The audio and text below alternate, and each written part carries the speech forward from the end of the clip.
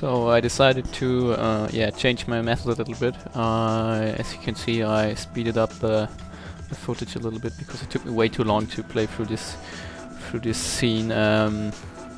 So yeah, I'll just explain to you what's happening. He's well, the guards are beating him up because he slept during labor duty, and yeah, it's actually just a bunch of smack talk going on there. They say something like, "Yeah, we'll crush you like a bug," and yeah, they obviously killed his father, or not they, but the Empire, and they say that's why they say they can't believe that such a weakling is a descendant of the Baruka family, a family that has been frightening the Empire for a long time. And yes, well, he is a little bit surprised, or thinks that it's a little bit unfair that only because he slept a little bit he's getting beaten up that hard with a whip, actually. And they say, well, that's the rule for everybody, and if somebody's caught sleeping during labor duty or being lazy during labor duty, he gets the whip. That's the rule, and there are no exceptions for the sons of noble families. And yeah, they actually spend pretty much time like talking bad about his father, and or like trying to insult him with telling stories about the death of his father. So they say, yeah, he didn't cry as loud when he was killed as you're crying now, only because you're getting punished with the whip. So yeah, they are like insulting his father and at the same time insulting him. And yeah, that's how it goes on, and they keep beating him and laughing at him. And yeah, they say that they can't believe that such a strong like leader as his father was has left. Well, yeah, has left the world with such a weak son. And yeah, I'm obviously not like I just give you a brief summary of what they say. So, and that stuff I've written down before, so it doesn't fit to the single dialogue windows. But yeah, the content in detail isn't that interesting, so I think the summary will do. And yes, they also talk about the labor duty as a holy duty, and yeah, so it's not just like they're not just like working and transporting stones without a meaning. It's actually adding insult to injury, because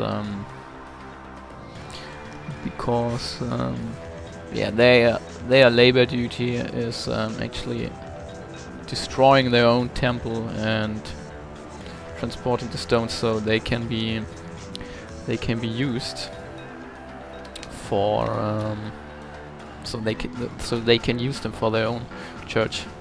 And well, the hero actually says that they should give him a break because he's injured that badly. He was injured that badly through the punishment, but they won't let him rest, so he has to work until his shift is over, what would be in the evening. And yeah, so he has to keep working even though he's terribly wounded. And yes, that's the scene where they're telling them to work stronger, so to work faster, and continue like talking bad about the gods, or like the religion this temple belonged to, or this temple was part of, and say that, well, such a temple or such a building isn't well, the god of those people wouldn't be worthy of such a nice temple. And yeah, they're saying that the marble and the granite would look much better as a decoration of the church for their own god. So yeah, it's a religious context, and it's not only like forced labor; it's also like a religious insult. And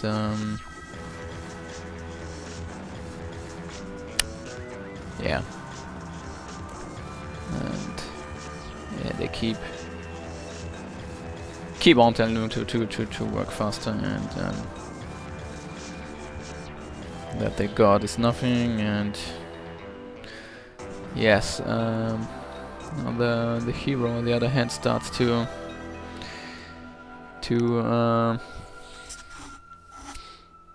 struggle with the command to like destroy the temple of the god he formerly supported, or he probably still is supporting. And he's saying that how can this be like? How can we be obliged by law to do such a thing? And it's the same as, or like this destroying this temple is the same. Also means erasing the history of our ancestors. And but like in the while he's thinking about that, he also is afraid of being caught again, like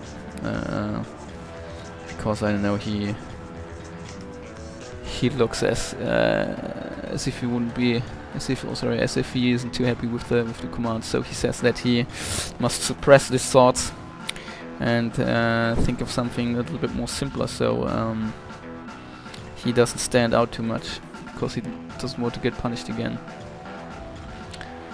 And yes, and as he's continuing to work, his wounds start to hurt more and more, and at the end he even smells blood out of the inner of his body, or out of his inner body.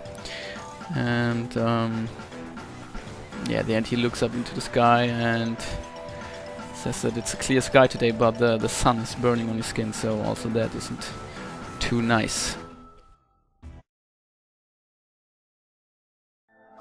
So this is it for this part of the playthrough. Thanks for watching, and I have to give credit to the site Overclock Remix, on which you can find remixed tracks from video games. And I used to track Maricone Man, made by Maze Dude, which you can find on the album Mega Man 9 Back in Blue. I'll give you a link in the description. And yes, I think I'll switch to this method of making videos, since like the footage I have recorded already is dragging on way too long. So thanks for watching, and see you soon.